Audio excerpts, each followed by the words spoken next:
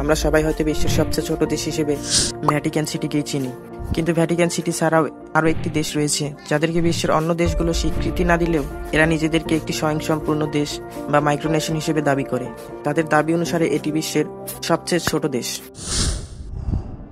Principality of Sealand, সংক্ষেপে সিল্যান্ডের অবস্থান British সমুদ্রের উপকূল থেকে 6 মাইল দূরে। প্রায় 50 বছর ধরে এখানে টিকে আছে এই সিল্যান্ড। এটি আসলে দ্বিতীয় বিশ্বযুদ্ধে ব্রিটেন কর্তৃক স্থাপিত একটি সামুদ্রিক দুর্গ। প্রথম দিকে একে ডাকা হতো রাফস টাওয়ার নামে। 1956 সালে রয়্যাল নেভি একে পরিত্যক্ত ঘোষণা করে।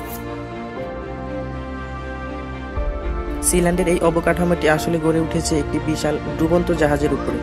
1942 সালে প্রথমে একটি ফেরির ন্যায় বিশাল ভাসমান সমতল জাহাজ নেওয়া হয়। এরপর এর উপরে পাটাতন যুক্ত একটি কংক্রিট ফাঁপা টাওয়ার যুক্ত করা হয়, যাতে এর উপরে অন্যান্য কাঠামো তৈরি করা যায়। যুদ্ধ শেষে যখন সিল্যান্ডের প্রয়োজন ফুরিয়ে যায়, তখন রয়্যাল নেভি তাদের সমস্ত সরঞ্জাম নিয়ে এখান থেকে চলে যায়। এরপর 1967 সালে রয় বেটস স্থানটি দখল করে নেয় এবং একে প্রিন্সিপ্যালিটি অফ সিল্যান্ড নামের এক রাষ্ট্র হিসেবে ঘোষণা দেন। 1975 সালে সিল্যান্ড থেকে রাজ্যের সংবিধান প্রকাশ করা হয়। ধীরে ধীরে কয়েক বছরের মধ্যেই তাদের পতাকা, জাতীয় সঙ্গীত, ডাক টিকিট, মুদ্রা ও পাসপোর্ট চালু করা হয়। সিল্যান্ডের পাসপোর্ট করে চাইলে ঘুরেও আসতে পারবেন দেশটি থেকে।